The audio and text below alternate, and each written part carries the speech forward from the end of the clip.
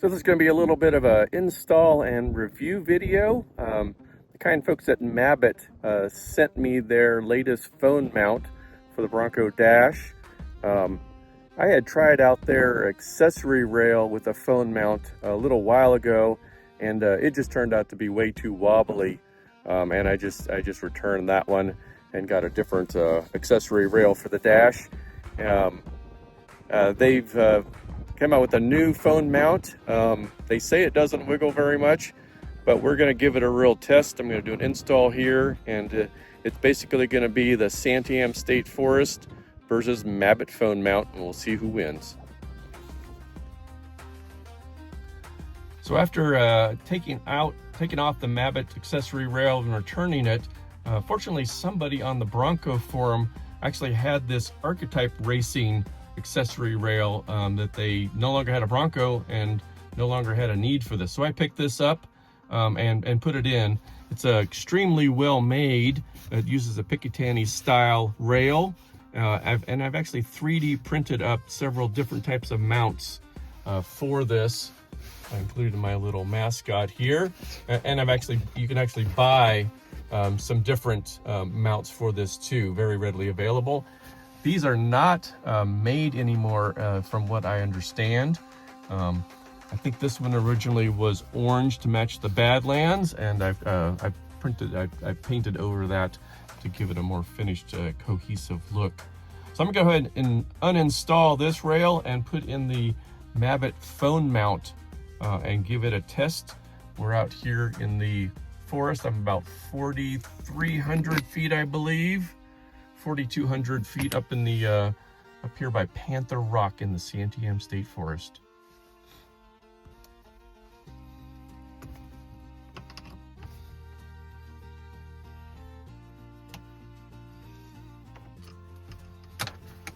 I believe this is just held on by this one screw and a little bit of tape assist on the side, and off that rail comes. Again, pretty nice setup here, a little bit of flexibility. And this is the Mabett phone mount.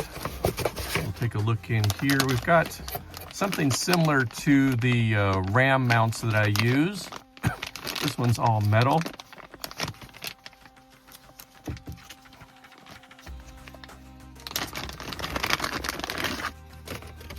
So at least this part should be pretty stout. We'll see how the rest of it goes. Looks like a ball mount here. I suspect this is the one that goes into the Dash. I suppose I could read the instructions, but that's not likely going to happen. Should probably figure out where that O-ring goes though. Oh, it's an extra, oh, the O-ring goes around the ball for added friction. Must be a spare then. So I'm gonna assume this bad boy goes here.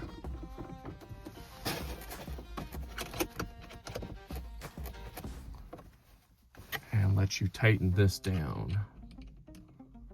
I'm not sure how strong that 1/4-20 is that Ford puts in here. Relatively snug. The Dash does move, so that's my first concern for sure. I've had parts of this Dash apart, so maybe I didn't put it together all the way. I'm not sure. I'll have to compare that to other folks. And then this looks like a magnetic mount or a sticky mount. Oh, there we go. So there's the magnet, I assume. And maybe you stick this part to your phone. I think there was actually instructions in here, but I mean, what fun would that be? No instructions in this one. So we'll give it a try anyways. Should be pretty straightforward.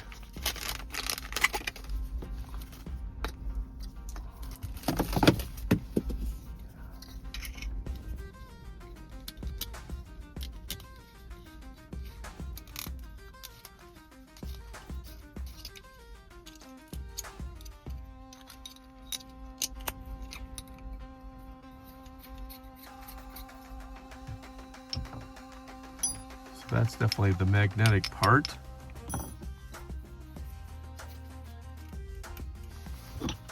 And then simply open this up enough to get that on there. Some other companies for this ball, instead of a big O-ring there, they will use a textured molded rubber around the ball. And I have seen those fail on some of these. Now this side does not have any friction. It does have grooves into the ball, so we'll see how that holds up. And there's it's just basically light texture inside the arm. I'd probably be doing this a lot faster, but the phone is actually in my way so that you guys can see. All right, so there is the mount.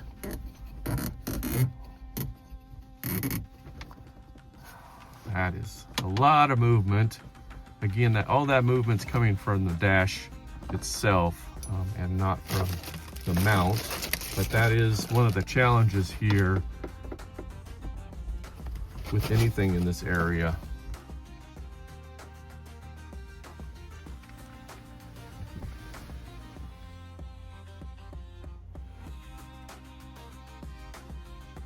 So here you can see my phone now mounted to it.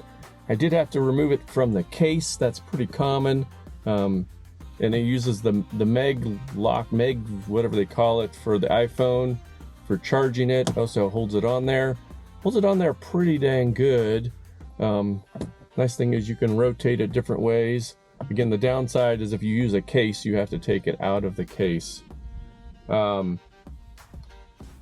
So they do give you a metal mount here that I think you stick to the back of your phone, perhaps, if you don't have an iPhone or an earlier iPhone.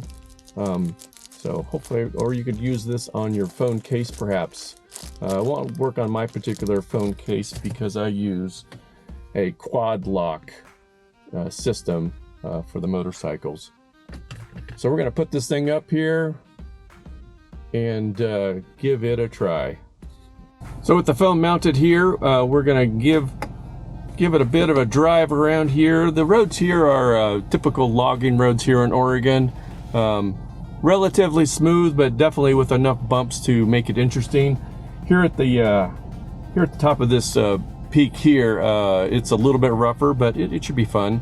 We'll see how this phone does, see if it falls off, see how much it shakes, etc.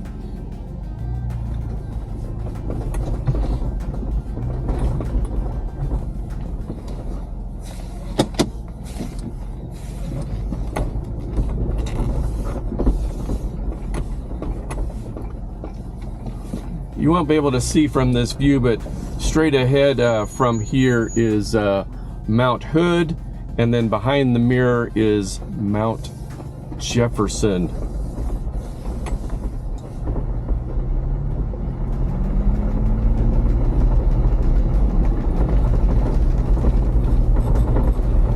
We're going to be dropping down here from Panther Rock. Yes, it is a healthy drop off to the right. There is not going to be anything stopping you for a few hundred feet for sure. Again, not the roughest roads that we have out here, but should definitely shake this phone up a bunch. Normally I have the phone mounted to a quad lock adapter that I actually 3D printed, and I mount it onto the passenger grab rail. It actually holds extremely well, and of course there's going to be a little bit of vibration anytime you use this. So far I'm pretty impressed with this Mabett one. It's moving around a little bit, but nothing more than what I would expect from anything mounted to an arm hanging from the dash. And we got some views outside the window of the Santiam State Forest here. There was a massive fire here a few years ago, and this just opened up recently in the last year or so. we're finally able to get out into this area, and we weren't able to before. These roads are somewhat maintained within the forest here. Occasionally when we come up here, we'll find snow for sure. But it's definitely a fun driving experience around here. Not too steep, about a 12-degree pitch nose down here. Not bad at all. Again, at this point, the phone is actually doing extremely well. I'm actually pretty impressed. I was definitely afraid that there would be a lot more bouncing around, or even perhaps the phone being thrown off of here. So we will take a look around here and see what kind of mayhem we can find. Although having been up here a couple of times, this is a little bit of a trail that I haven't tried before. Kind of fun. On the back side of Panther Rock. I suspect it's just going to be a dead end in a campsite area. You know, there's the wildflowers blooming outside, and a little fire pit here as an overlook.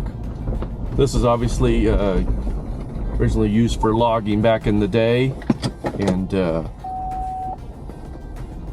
that's a lot of how the Oregon forest is.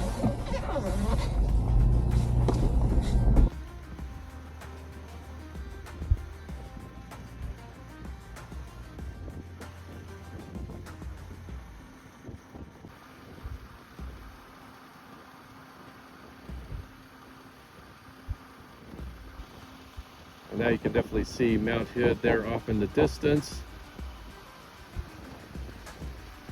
Clouds are starting to roll in. We got a bit of a system, and I can't see Jefferson anymore.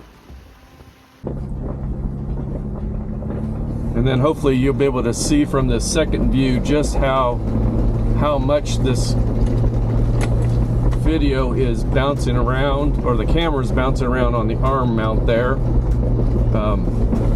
Again, the cameras are going to be doing their best with their image stabilization for sure, but you should still be able to see that phone bouncing around a little bit as we climb back up towards Panther Rock.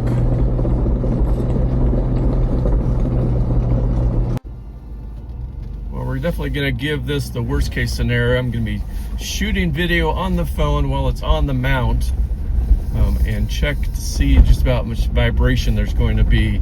I've got the arm fully extended outward, which is going to give it the maximum leverage. So basically, worst case scenario for this particular mount.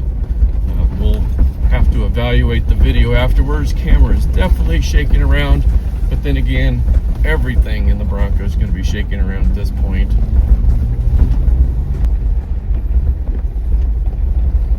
You can definitely take in Panther Rock as we go back past it again.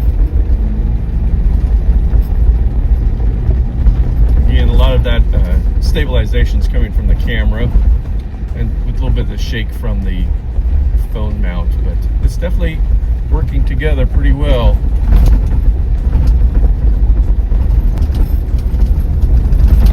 I was getting a little bit of arm sag, but since you can tighten up the pinch bolt, we'll see if that holds it up a little bit better. Even with the magnetic mount, it can only do so much, and I occasionally do get the phone twisting a little bit. Again, I'm not being gentle whatsoever here.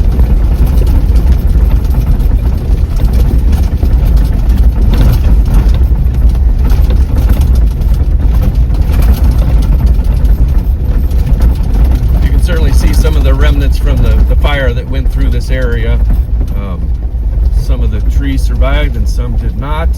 And I know they've been doing some work on trying to clear out the old lumber.